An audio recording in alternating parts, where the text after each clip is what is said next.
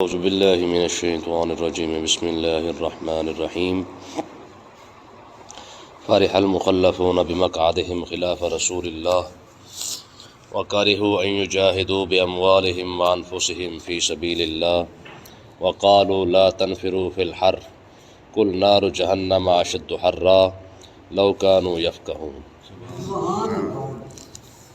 غزوہ تبوک سے منافقین پیچھے رہ گئے تھے اور انہوں نے بہانے بنا کر آقا علیہ الصلوۃ والسلام سے چھٹی لی تھی، رخصت مانگی تھی۔ تو اللہ تبارک و تعالی نے اب یہاں پہ ارشاد فرمایا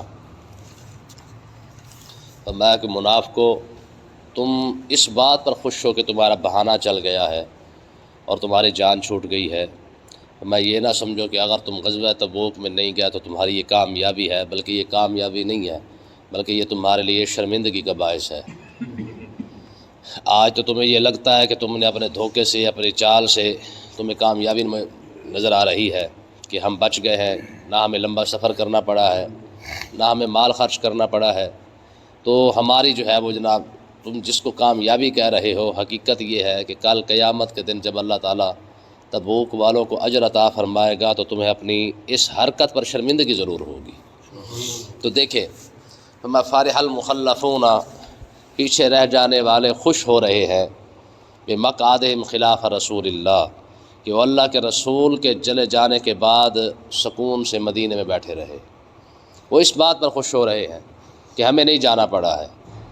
اور اللہ تعالیٰ نے ارشاد فرمایا وَكَرِهُوا أَن يُجَاهِدُوا بِأَمْوَالِهِمْ وَأَنفُسِهِمْ فِي سَبِيلِ اللَّهِ، انہوں نے یہ بات بھی پسند نہیں تھی کہ وہ اپنے مال اور اپنے جان کے ساتھ اللہ کے راستے میں جہاد کریں۔ نہ انہیں جہاد پسند تھا، نہ انہیں آقا علیہ الصلوۃ والسلام کے ساتھ نکلنا پسند تھا، نہ انہوں نے حضور کے ساتھ سفر کیا، نہ انہیں جہاد پسند تھا، نہ انہوں نے جہاد کے اندر کوئی خرچ کرنا پسند کیا، بلکہ اگلا کام انہوں نے یہ کیا کہ وہ قالوا لا تنفروا فی الحر، وہ دوسرے لوگوں سے بھی کہتے تھے کہ بھئی اس گرمی کے اندر نہ نکلو، جاؤ گے یہ گرمی ہے، موسم خراب ہے، اوپر سے قحط کا زمانہ ہے۔ میں نے آپ کو بتایا تھا کہ غزوہ تبوک شدید ترین گرمی کے اندر جو ہے وہ پیش آیا ہے، بڑی سخت گرمی تھی، حالات بھی ٹھیک نہیں تھے۔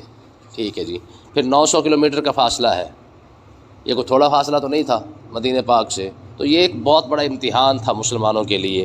تو اللہ تعالیٰ نے مسلمانوں کو اس کے اندر سرخرو بھی فرمایا۔ تو یہ منافق خود تو بیٹھے رہے، وقالوا لا تنفروا فی الحر، ساتھ ہی یہ دوسروں کو بھی کہتے رہے کہ او میاں خیر ہے، دفع کرو، تسی کدھر جا رہے ہو جناب، چھڑ دو، خیر ہے، تسی جا کے کی کرو گے۔ یعنی اس سے اندازہ کریں کہ منافق جو ہے نا، نہ وہ خود نیک عمل کرتا ہے، نہ وہ دوسروں کو نیک عمل کرنے دیتا ہے۔ آپ تو غزوہ تبوک سے رہ ہی گئے، لیکن جو مسلمان جانا چاہ رہے تھے ان کو بھی ساتھ ساتھ جو ہے ان کو کیا کرتے رہے، بدگمان کرتے رہے کہ گرمی زیادہ ہے، یہ ہے، وہ ہے، اورا پرا۔ ٹھیک ہے جی، منافق کل بھی ڈراتے تھے، پہلے تو رومیوں سے ڈراتے رہے کہ بھائی تم نے یہ عرب والا قبیلہ سمجھ لیا ہے، وہ روم ہے، ان کے ساتھ لڑنا اتنا آسان نہیں ہے، جیسے آج ٹی وی پہ بیٹھ کے کہتے ہیں امریکہ امریکہ ہی ہے۔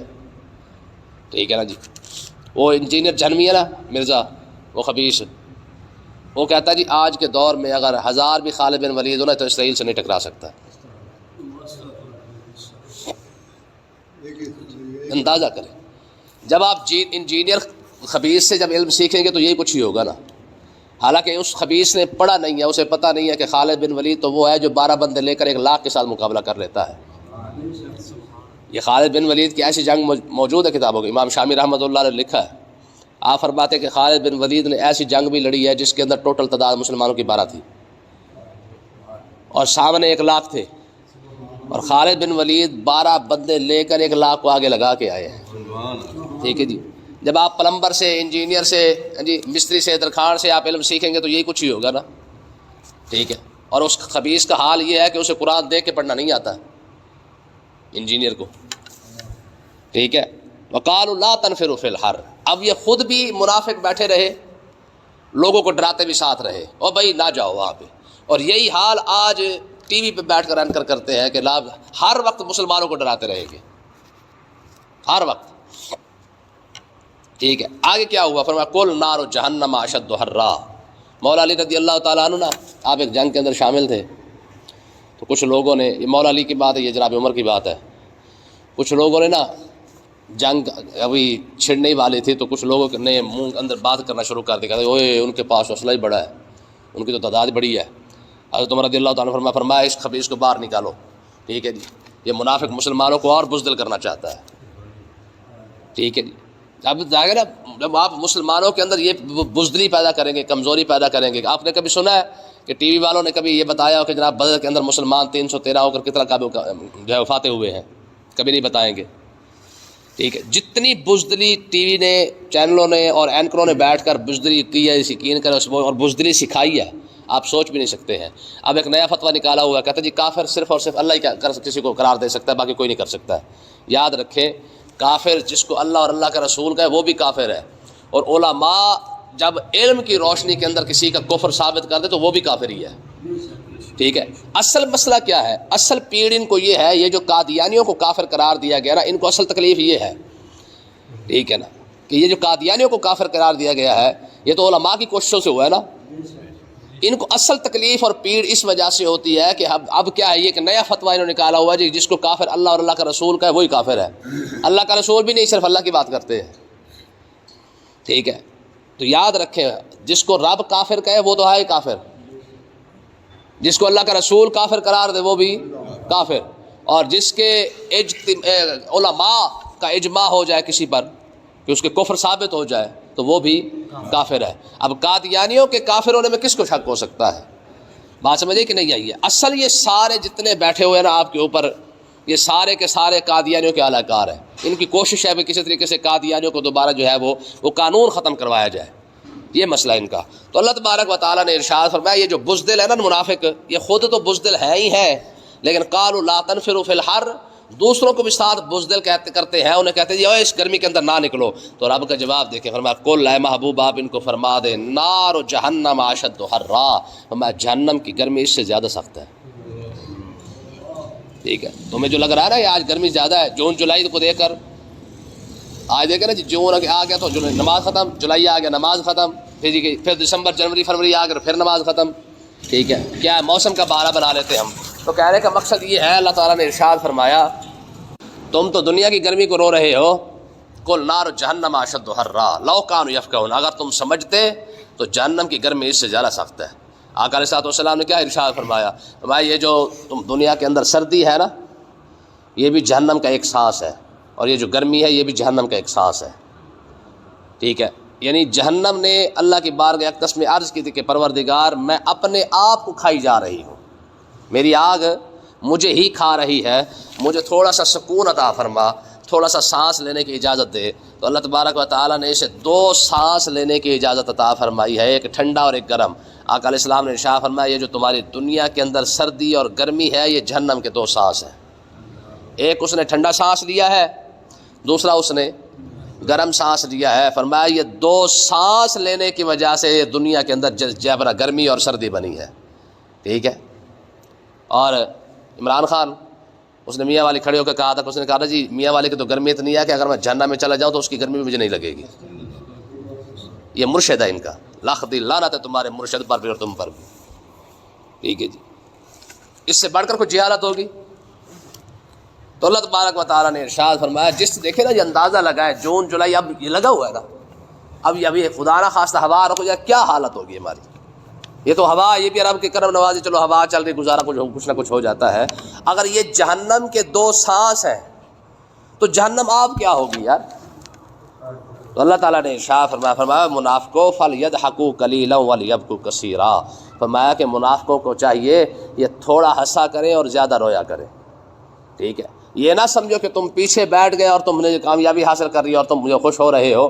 آج دیکھیں نا مسلمان جتنا مرضی حاصلیں، اب کرکٹ ہوئی ہے نا میچ بھارت کے ساتھ انڈیا کے ساتھ، سب کو جناب دل پہ لگی ہوئی ہے، ہائے پاکستان میچ ہار گیا، لاکھ لعنت ہے تمہارے اوپر، تمہیں میچ کا درد تو آیا، فلسطین کا درد نہ آیا۔ میچ ہار گئے تو رو رہے ہیں، میچ ہارنے پر رو رہے ہیں، فلسطین کا درد تو نہیں آیا، ان کی ویڈیو دیکھ کر تو تمہیں رونا کبھی نہیں آیا ہے۔ یہ تو آگے جا کے انشاءاللہ دیکھیں رب جب حساب لے گا لگ پتہ جائے گا، جب یہ فلسطینی کھڑے ہوئے نا کہ پروردگار ان سے پوچھ، یہ میچ دیکھنے والوں سے کہ انہیں میچ کی تکلیف ہوئی تھی ہماری تکلیف کیوں نہ ہوئی، پھر رب تم سے پوچھے گا تمہاری نمازیں، تمہاری عیدیں، تمہاری عیدیں، یہ قربانیاں آ گئی ہیں جی، حلال حرام اکٹھا کر کے ہر کوئی جناب اور تگڑے سے تگڑا جانور خرید رہا ہے اور قربانی کر بھی رہا ہے. یہ تو قیامت کے دن رب پوچھے گا نا کہ اپنی قربانی تو تمہیں یاد آ گئی جب فلسطین قربان ہو رہا تھا تب تو کہا تھا. ہمیں اصل میں نا سمجھ یہی آیا ہے کہ تسبیح پھیر کے ہم سمجھتے کہ ہم جنتی ہے، دو ٹکرے مار کر مسجد کے اندر ہم سمجھتے کہ ہم جنتی ہے. حالانکہ یقین کرے قیامت کے دن رب اپنا حساب تو معاف فرما دے گا لیکن اپنے بندوں کا حساب معاف نہیں کرے گا. نماز ہے، روزہ ہے، حج ہے، زکوٰۃ، حج ہے، نماز، روزہ، حج، یہ ساری چیزیں وہ جو حقوق اللہ کے اندر شامل ہے، اس کی بخشش کے چانس بھی ہے، موجود ہے کہ چلو یار اللہ تعالیٰ کرم فرما دے گا. دیکھیں نا جی، فرض ہے، اب قیامت کے دن حساب فرضوں کا ہونا ہے لیکن سنت اور نفل جگہ جس کے کم ہو جائیں گے سنت نفل ملا کر اس کے فرضوں کو پورا کر دیا جائے گا. لیکن یہ کیا ہے؟ یہ حقوق اللہ ہے. لیکن اگر کسی کے 5 روپے کھائے ہیں تو آپ کے فرض نمازیں کم ہو جائے یا زیادہ ہو جائے اس سے کوئی فرق نہیں پڑے گا، کیونکہ یہ حق رب کا نہیں، یہ تو بندے کا حق ہے، یہ تو دینا پڑے گا. ٹھیک ہے، ہمیں صرف اور صرف سمجھ یہی آیا ہے کہ بس ٹھیک ہے، جاؤ کعبے کا طواف کر رہا ہو، حج کر رہا ہو، عمرہ کر رہا ہو، جناب والا قربانی بھی بڑی کسی بڑی کر لو، اس کے بعد جناب والا 2-4 نمازیں بھی پڑھ لو، 7 تہجد بھی پڑھ لو، تسبیح پڑھ لو، سارا کچھ کر لو. ہم سمجھتے ہیں کہ بس ٹھیک ہے ہم تو جنتی ہیں. اور بھائی اگر اس سے جنتی بنتے تو منافق بھی جنتی تھے. امام الانبیاء کے پیچھے نمازیں پڑھنے والے ہیں، چھوٹا موٹی یہ بات نہیں ہے، امام الانبیاء کے پیچھے نمازیں پڑھی ہیں. فَلْيَضْحَكُوا قَلِيلًا وَلْيَبْكُوا كَثِيرًا، فرمایا اللہ تعالیٰ ارشاد فرما رہا ہے، فرمایا منافقوں کہو کہ تھوڑا ہنسا کرو، ٹھیک ہے، وَلْيَبْكُوا كَثِيرًا، ہاں تمہارا حق بنتا کہ تم زیادہ رہو کیونکہ آگے جا کے تمہارے ساتھ پتہ نہیں کیا کچھ ہونے والا ہے. جَزَاءً بِمَا كَانُوا يَكْسِبُونَ، یہ وہ بدلہ ہے جو تم کما کے لائے ہو. ٹھیک ہے، جو تم نے وہ جو منافقت کی ہے، وہ جو تم جناب والا دھوکہ دیتے رہے ہو کہ نہیں جی خیر ہے، سیدھا جناب والا جان چھڑا لی ہے، چھٹی لے لی ہے، بہانہ بنا لیا ہے، فرمایا آگے جا کے یہ تمہیں بدلہ ملنے والا ہے، تمہیں پھر شرمندگی ہوگی. اور آگے دیکھیں اللہ تعالیٰ نے ارشاد فرمایا فَإِن رَجَعَكَ اللَّهُ إِلَىٰ طَائِفَةٍ مِّنْهُمْ، حضور غزوہ تبوک سے جب واپس آنے لگے نا تو اللہ تعالیٰ نے پھر ارشاد فرمایا محبوب جب آپ لوٹ کے ان منافقوں میں سے بھی کسی کے پاس جائیں گے نا تو فَاسْتَأْذِنُوكَ لِلْخُرُوجِ، یہ کیا کریں گے؟ یہ آپ کے پاس پھر آ جائیں گے، حضور بس ہمیں اب اجازت عطا فرمائے، آئندہ جو بھی غزوہ لگے گا، جو بھی جنگ ہوگی، ہم آپ کے ساتھ جائیں گے. آپ تو نہیں جا سکتے کیونکہ پاند بہت زیادہ ہے، سفر زیادہ ہے، ٹھیک ہے جی، پیسے بھی کوئی نہیں ہے، اب تو بہت زیادہ مسئلہ ہے. ہاں آئندہ اگر مال غنیمت ملنے والی بات ہوئی تو پھر ہم بھی آپ کے ساتھ جائیں، کیونکہ منافق کو تو پیسہ چاہیے. ٹھیک ہے، تو اللہ تعالیٰ نے ارشاد فرمایا محبوب یہ آپ کے ساتھ ایسے کریں گے. فَإِن رَجَعَكَ اللَّهُ إِلَىٰ طَائِفَةٍ مِّنْهُمْ، اگر جب آپ ان کے پاس جب واپس جائیں گے، مدینے پہنچیں گے تو منافق آپ کے پاس آ جائیں گے اور فَاسْتَأْذِنُوكَ لِلْخُرُوجِ، دوبارہ جنگ کے لیے آپ سے اجازت مانگتے رہیں گے کہ چلو شکر ہے ہن نیڑے جگہ ہوئے گا نا، اسی بھی نال رل جاواں گے. تو آپ نے کیا فرمایا؟ فَقُلْ، اے محبوب آپ ان کو فرمائیے گا لَن تَخْرُجُوا مَعِيَّ أَبَدًا، اب تمہیں ہمارے ساتھ نکلنے کی ضرورت نہیں ہے، اب ہم خود ہی لڑ لیں گے. فَلَن تُقَاتِلُوا مَعِيَّ عَدُوًّا، اب ہمارے کسی دشمن کے ساتھ تمہیں جنگ کرنے کی ضرورت نہیں ہے. جو مسلمان تبوک کے اندر شامل ہوئے تھے وہ کسی اور جنگ لگی تو اس کے اندر بھی شامل ہو جائیں گے، اب تمہاری ضرورت نہیں ہے، اب کسی منافق کی کوئی گنجائش نہیں ہے. اِنَّكُمْ رَضِيتُمْ بِالْقُعُودِ أَوَّلَ مَرَّةٍ، تم پہلے بھی بیٹھے رہے ہو، بیٹھنے پر خوش ہوتے رہے ہو. فَقُعُودُوا مَعَ الْخَالِفِينَ، ہاں کہ اب بھی تم بیٹھے رہو جیسے پہلے دوسرے بیٹھے ہوئے ہیں. پہلے بھی غزوہ تبوک کے اندر جس طرح تم بیٹھے رہو اب بھی بیٹھے رہو، کیا ہو جائے گا؟ ہاں لڑنے کی ضرورت آئے گی تو پہلے بھی مسلمان جا کے جنگ لڑتے رہے، اب بھی مسلمان جا کے جنگ لڑ رہے ہیں.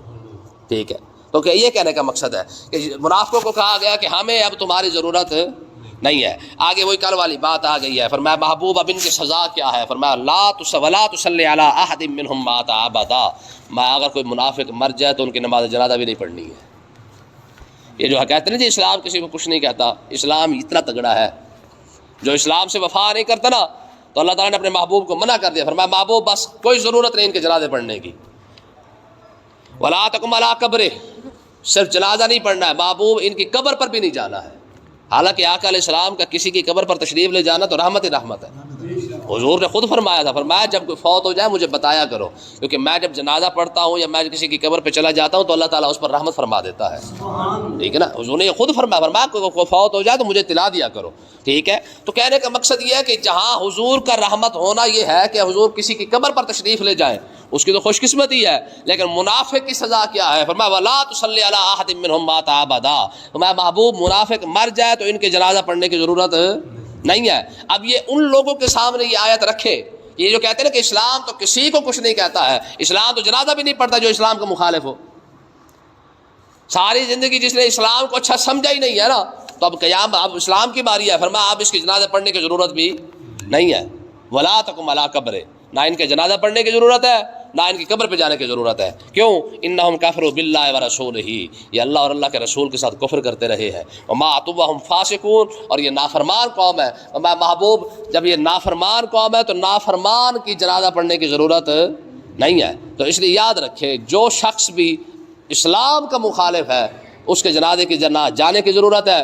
جو صحابہ کرام کو گالیاں دے، جو اہل بیت اطہار کے نقص نکالے، ایسے شخص کی جنازہ پڑھنے کی ضرورت نہیں ہے. ہاں اس لیے یاد رکھیں ہم کیوں نہیں ان کا جنازہ، ساری زندگی جو صدیق اکبر فاروق اعظم کو گالیاں دے ہم جا کے اس کا جنازہ پڑھیں گے؟ سوال ہی پیدا نہیں ہوتا. ٹھیک ہے جی، ایسے شخص کی جنازہ پڑھنے کی ضرورت ہے، اور اتنا عمل والا بننے کی ضرورت بھی نہیں ہے. بس اسی آیت پہ عمل کرنا ہے. جس کا ایمان مضبوط ہے اس کا ہم جنازہ بھی پڑھیں گے، اس کی قبر پہ بھی جائیں گے. جس کا ایمان مضبوط نہیں ہے، جس کے پلے ایمان نہیں ہے، اس کا جنازہ پڑھنے کی ضرورت بھی نہیں ہے. باقی رہا مسئلہ کوئی شخص ہمیں امن کی بات کرے، نہیں جی پھر اسلام تو سب کو ٹھیک ساتھ چلاتا ہے، ہمیں کسی کے کہنے کی ضرورت نہیں ہے. جب ہمیں قرآن نے بتا دیا ہے کہ تم نے کس کا جنازہ پڑھنا اور کس کا جنازہ نہیں پڑھنا ہے، تو اس کے بعد ہمیں کسی اور کے رائے کی ضرورت نہیں ہے. اللہ پاک سمجھنے کی توفیق عطا فرمائے.